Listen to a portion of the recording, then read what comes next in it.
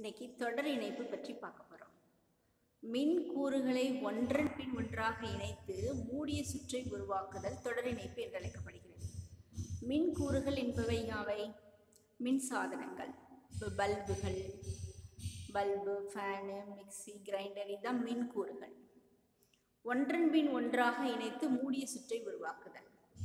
தொடர் இணைப்புக்கு எடுத்துக்காட்டு ஒளிரும் தொடர் விளக்குகள். ஒளிரும் தொடர் விளக்குகள்னா என்ன? நாம் திருமணம்,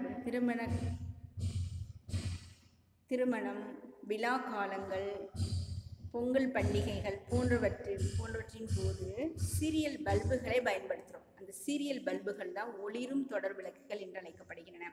சில நேரம் விளம்பர பலகைகளை பயன்படுத்துகிறோம், ஒளிரும் தொடர் விளக்குகளை.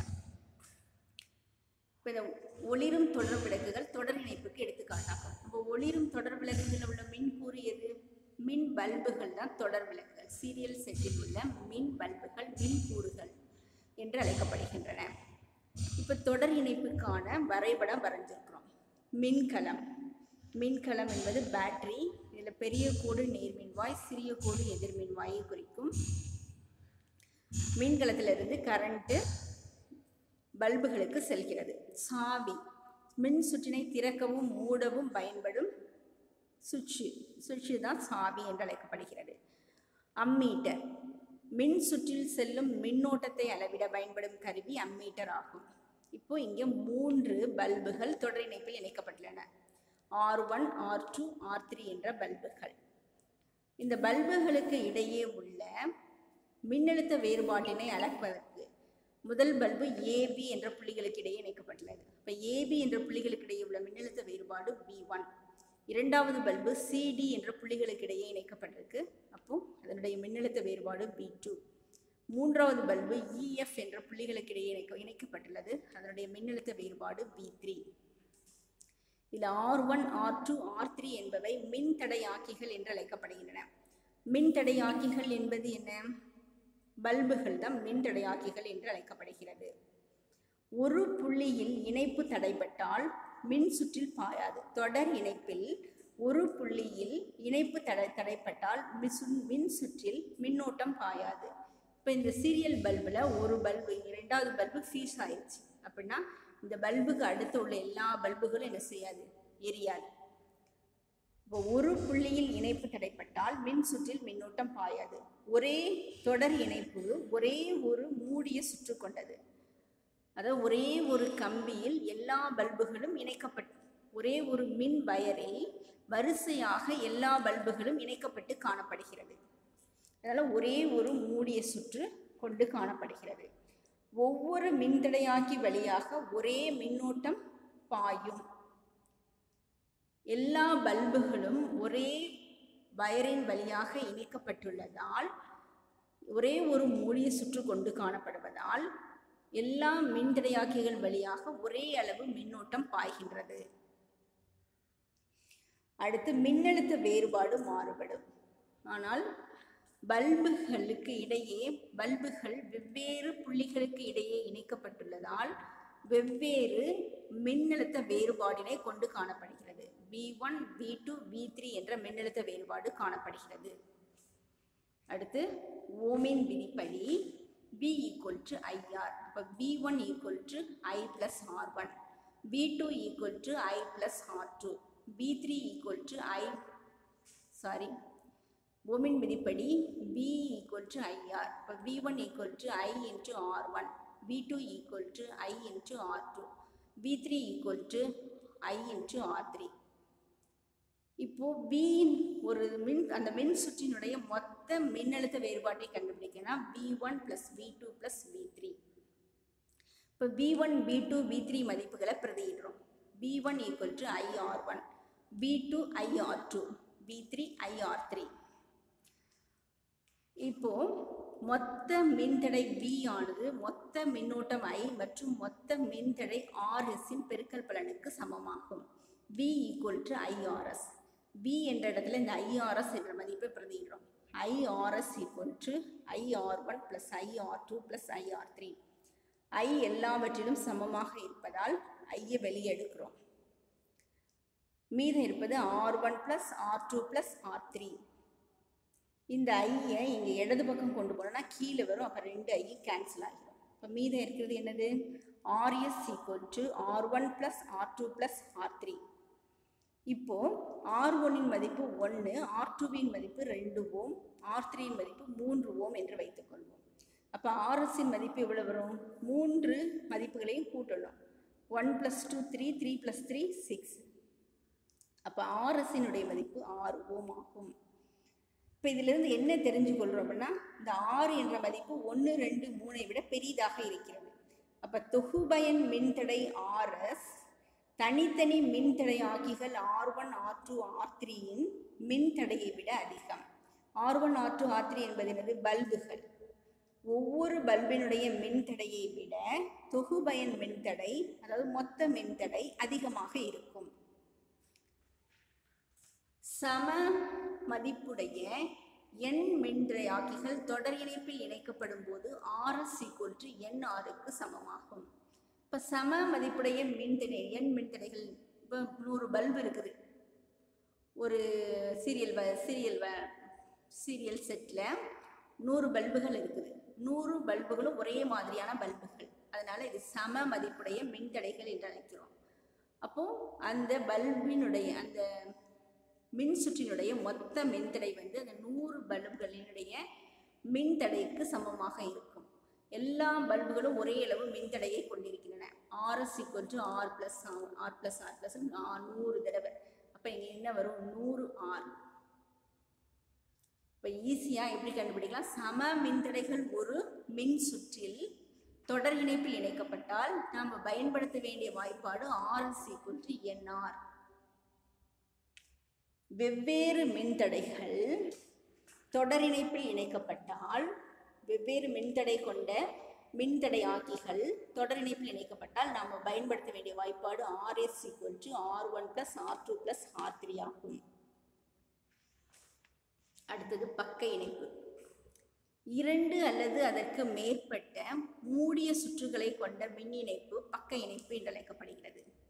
தொடர் இணைப்பில் ஒரே ஒரு மின் சுற்று தான் இருந்தது. பக்க இணைப்பில் நிறைய மின் சுற்றுகள் இருக்குது. வீடுகளில் உள்ள மின் இணைப்பு பக்க இணைப்புக்கு எடுத்துக்காட்டு. இப்போ சுவிட்சு போர்டும் டியூப்லைட்டும் ஒரு 2 வயரால் இணைக்கப்படுகிறது. அது ஒரு மின் சுற்று. சுவிட்சு போர்டும் ஃபேனும் ஒரு 2 வயரால் இணைக்கப்படுகிறது. அது ஒரு மின் சுற்று. சுவிட்சு போர்டும் மிக்சியும் ஒரு 2 வயரால் இணைக்கப்படுகிறது. அது ஒரு மின் சுற்று. அப்போது வீட்டில் காணப்படுகின்ற மின் சுற்றுக்கள் எல்லாம் ஒன்றுக்கு மேற்பட்ட மின் சுற்றுக்களை கொண்டவை. இதனால் இது பக்க இணைப்பில் இணைக்கப்பட்டுள்ளது. வீடுகளில் உள்ள மின் இணைப்பு பக்க இணைப்பு மின் சுற்றாகும். இப்போ பக்க இணைப்பு மின் சுற்று படம் வரைகிறோம். இது வந்து பேட்டரி. வீட்டுக்கு வருகின்ற மின்னோட்டம் நம்ம சுற்றுல பேட்டரி எழுதியிருக்கிறோம். வீட்டுக்கு நமக்கு வருகின்ற கரண்ட்டு தான் மின்கலம். அடுத்து சாவி. சுவிட்சு போர்டில் உள்ள சுவிட்சுகள் தான் சாவி. ஃபேனுக்கு ஒரு சுவிட்சு, மிக்சிக்கு ஒரு சுவிட்சு, லைட்டுக்கு ஒரு சுவிட்சுன்னு வச்சுருக்கோம். அது சாவி. அடுத்து அம்மீட்டர். அம்மீட்டர் என்பது அந்த மின் சுற்றின் வழியாக செல்லும் மின்னோட்டத்தை அளவிட பயன்படும் கருவியாகும். இப்போ நம்ம வீட்டுக்கு 5 ஆம்பியர் மின்னோட்டம் வருகிறது. 1 பீஸ் வயர்னா, 2 பீஸ் வயர்னா 15 ஆம்பியர் மின்னோட்டம் வரும். அப்போ நம்மளுக்கு அந்த மின் சுற்றின் வழியாக செல்லக்கூடிய மின்னோட்டம் நமக்கு தெரிகிறது. மொத்த மின்னோட்டம் தெரிகிறது. மொத்த மின்சுற்றின் வழியாக செல்லக்கூடிய மொத்த மின்னோட்டம் 5 ஆம்பியர் அல்லது 15 ஆம்பியர். இப்போது அது R1 என்பது பல்பு டியூப்லைட்டு, R2 என்பது ஃபேன், R3 என்பது மிக்சி. இப்போ இது 3 தனித்தனி மின்சுற்றின் வழியாக இணைக்கப்பட்டது. தனித்தனி வயர்கள் மூலமாக இணைக்கப்பட்டுள்ளன. அதனால் இந்த B என்ற பாயிண்ட்டுக்கு வந்த உடனே மின்னோட்டம் 3 விதமாக பிரிகின்றது. அப்போ 3 வயர்லையும் வெவ்வேறு மின்னோட்டம் செல்கின்றது. I1, I2, I3 என்ற வெவ்வேறு மின்னோட்டம் செல்கின்றது. இப்போ இந்த V என்பது வோல்ட் மீட்டர். இந்த சுவிட்ச் போர்டினுடைய நேர் எதிர் மின்வாய்கள் 2ஐயும் இணைச்சி நாம் அதுக்கு இடையே உள்ள மின்னழுத்த வேறுபாட்டை கண்டுபிடிச்சோன்னா அதுதான் இந்த சுற்றினுடைய மொத்த மின்னழுத்த வேறுபாடு என்று அழைக்கப்படுகிறது. இப்போ மின்னழுத்த வேறுபாடு மூன்று சுற்றுக்குமே AB என்ற 2 புள்ளிகளுக்கு இடையில தான் கணக்கிடப்படுகிறது. அதனால் ஒரே 2 புள்ளிகளுக்கு இடையே மட்டும் மின்னழுத்த வேறுபாடு கணக்கிடப்படுவதனால 3 சுற்றிலையும் ஒரே அளவு மின்னழுத்த வேறுபாடு செல்கிறது. ஒரு புள்ளியில் இணைப்பு தடைப்பட்டால் மற்ற 2 சுற்றுகளின் வழியாக மின்னோட்டம் பாயும். பக்க இணைப்பில் ஒரு புள்ளியில் இணைப்பு தடைப்பட்டால் மற்ற 2 சுற்றுகளின் வழியே மின்னோட்டம் பாயும். இப்போ பக்க இணைப்பில் இப்போ பல்பு ரிப்பேர், டியூப்லைட் ரிப்பேர் ஆனாலும் ஃபேனும் மிக்சியும் ஓடும். ஃபேனு ரிப்பேர் ஆனாலும் டியூப்லைட்டும் மிக்சியும் எரியும். அதான் ஒரு பக்க இணைப்பில் ஒரு இணைப்பு தடைப்பட்டால் மற்ற 2 சுற்றுகளின் வழியே மின்னோட்டம் பாயும். தொடர் இணைப்பில் என்ன செய்யும்? ஒரு பல்பு போயிடுச்சுன்னா அத்தனை பல்பு எரியாது. ஏபி என்ற 2 புள்ளிகளுக்கு இடையே மின்னழுத்தம் அளவிடப்படுவதால் ஒவ்வொரு மின்தடையாக்கிகளின் குறுக்கே உள்ள மின்னழுத்த வேறுபாடு சமமாக இருக்கும். 3 சுற்றுகளுமே ஏபி என்ற புள்ளியில தான் மின்னழுத்த வேறுபாடு கணக்கிடப்படுகிறது. அதனால மின்னழுத்த வேறுபாடு 3 சுற்றுகளிலும் சமமாக இருக்கும். அதாவது ஃபேன் லைட்டுக்கு செல்கின்ற மின்னழுத்த வேறுபாடு, ஃபேனுக்கு செல்கின்ற மின்னழுத்த வேறுபாடு, அடுத்து மிக்சிக்கு செல்கின்ற மின்னழுத்த வேறுபாடு மூன்றுமே சமமாக இருக்கும். மின்னோட்டம் மாறுபடும். ஏன்னா வெவ்வேறு வயர்களின் வழியாக மின்னோட்டம் செல்வதால் மின்னோட்டம் மாறுபடுகிறது. இப்போ ஓமின் விதிப்படி V = IR. இங்கே என்னது? I தான் மாறுபடுது. தொடர் இணைப்பில் V மாறுபட்டது, அதனால V கண்டுபிடிச்சோம். இங்கே மின்னோட்டம் மாறுபடுது, அதனால I கண்டுபிடிக்க போகிறோம். I = R, இங்கே இடது பக்கம் போனுச்சுன்னா V/Rன்னு மாறிடும். I = V/R. அப்போ I1 = V/R1, I2 = V/R2, I3 = V/R3. இப்போ மொத்த மின்தடை கண்டுபிடிக்கணும். 3 மின்தடைகளையும் கூட்டணும். I1 + I2 + I3. இப்போ I1, I2, I3 மதிப்புகளை பிரதியிடுறோம். V/R1 + V/R2 + V/R3. இப்போ மொத்த மின்தடை I ஆனது மொத்த மின்னழுத்த வேறுபாடு V/ மொத்த மின்தடை RP. இப்போ ஐயினுடைய மதிப்பை இங்கே நம்ம பிரதியிடுறோம். V/RP = V/R1 + V/R2 + V/R3. இப்போ V எல்லாத்துலேயும் V பொதுவாக இருக்கனால வெளியே எடுத்துட்டோம். V/RP = 1/R1 + 1/R2 + 1/R3. இந்த V-யை இடது பக்கம் கொண்டு போனோம்னா கீழே வரும். அப்போ 2 V-யும் கேன்சல் ஆகிடும். இப்போ மீதம் இருப்பது என்ன? 1/RP = 1/R1, 1/R2, 1/R3. இப்போ இந்த R1, R2, R3 மதிப்புகளை பிரதியிட போகிறோம். இப்போ R1 மதிப்பு 1ன்னு வச்சுக்குவோம். R2 என்ற பல்பு 3 பல்புகளை பக்க இணைப்பில் இணைச்சிருக்கிறோம்னு வச்சுக்குவோம். R1 பல்பினுடைய மின்தடை 1, R2 பல்பின் மின்தடை 2, R3 பல்பின் மின்தடை 3ன்னு வச்சுக்கொள்வோம். அப்போ 1/RP கண்டுபிடிச்சோன்னா என்ன வரும்? 1 × 2 2, 2 × 3 6, 6 மீச்சிமா. இங்கே 6ல் ஒரு 1 இருக்கனால இங்கே 6 போடுறோம். 6ல் 2 3 இருக்க 3 2 இருக்கனால இங்கே 3 போடுறோம். 3 × 1 3. இங்கே 6ல் 2 3 இருக்கனால 2 × 1 2. இப்போ 1/RP = 6 + 3 9, 9 + 2 11, 11/6. இப்போ RPயின் தலைகீழி 1/RPயின் தலைகீழி கண்டுபிடிச்சோன்னா RP. இப்போ வலது பக்கம் உள்ளதையும் தலைகீழியாக எழுதணும். 6/11. 6 11ஆல் வகுக்கிறோம். 6ல் 11 போகாது, அதனால 0 போட்டிருக்கோம். அதனால 0 போட்டு புள்ளி குறிச்சிருக்கிறோம். 5 11 55, 60லேருந்து 55 போக 5, இன்னொரு 0 சேர்த்துருக்குறோம். 4 11 44, 50லேருந்து 44 போனால் 6 0, 5 11 55, 60லேருந்து 5 போனால் 55 போனால் 5. இப்போ 5 4 5 3 டிஜிட் ரீடிங் வந்துருச்சு. அது போதுமானது. RP = 0.545. இப்போ பாருங்க, இந்த 0.545 என்பது 1ஐ விட 2ஐ விட 3ஐ விட சிறியது. இப்போ 1 2 3 என்பது மின்தடையாக்கிகளினுடைய மின்தடை. அதாவது 3 பல்பு நினைச்சாலும் அந்த 3 பல்பினுடைய மின்தடையும் 1 2 3. அல்லது மிக்சி, கிரைண்டர், மிக்சி கிரைண்டர் ஃபேனுடைய மிக்சி கிரைண்டர் ஃபேனுடைய மின்தடைன்னு வச்சுருவோம். அப்போ தனித்தனி மின்தடை ஆக்கிகளினுடைய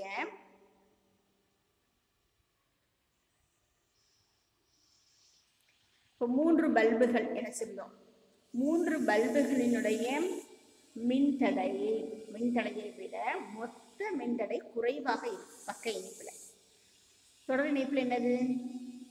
தனித்தனி மின்தடையாக்கிகளின் மின்தடை தனித்தனி மின்தடையாக்கிகளின் மின்தடையை விட மொத்த மின்தடை அதிகமாக இருந்தது. ஆனால் பக்க இணைப்பில் பாருங்க, மொத்த மின்தடை தனித்தனி மின்தடையாக்கிகளின் மின்தடையை விட குறைவாக இருக்கிறது.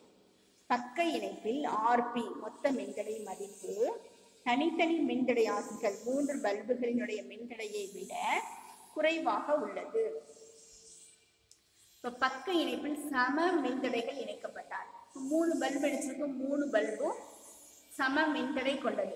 இப்போ 10 பல்பு இணைக்கிறோம், 10 பல்பும் சம மின்தடை கொண்டது. அதான் 10 பல்பு ஒரே மாதிரியாக பல்பாக இருந்தால், அதாவது 40 வாட்ஸ் பல்பாக இருந்தால் 10 மின்தடைகளும் சமமாக இருக்கும்.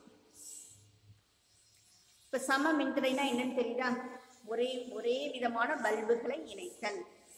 பக்க இணைப்பில் சம மின்தடைகள் இணைக்கப்பட்டால் 1/Rp = 1/R + 1/R + 1/R + 1/R, அதாவது 10R போடுறோம். ஏன்னா சம மின்தடை கொண்டது இல்லையா, எல்லாமே R என்ற மின்தடை கொண்டது. இப்போ இதுக்கு மீச்சிமா எடுத்தனா கீழே R வரும், மேலே 1 இருக்கு, 10 1 இருந்தால் 10. இப்போ N மின்தடையாக கீழே வச்சிருக்கோம், அதனால N 1/Rp = N/R. இப்போ 1/Rp தலைகீழி கண்டுபிடிச்சோன்னா RP, அதை வலது பக்க தலைகீழி கண்டுபிடிச்சோன்னா R/N. அப்போ RP = R/N சமமாக இருக்கும். இப்போ சம மின்தடையாக்கிகள் பக்க இணைப்பில் இணைக்கப்பட்டால் நாம் பயன்படுத்த வேண்டிய ஃபார்முலா RP = R/N. இப்போ வெவ்வேறு விதமான மின்தடையாக்கிகள் பக்க இணைப்பில் இணைக்கப்பட்டால் நாம் பயன்படுத்துறது RP = R1 R2 R3. இப்போ பல்பு ஃபேனு மிக்சி இணைச்சா நாம் பயன்படுத்த வேண்டிய formula 1/Rp = 1/R1 1/R2 + 1/R3.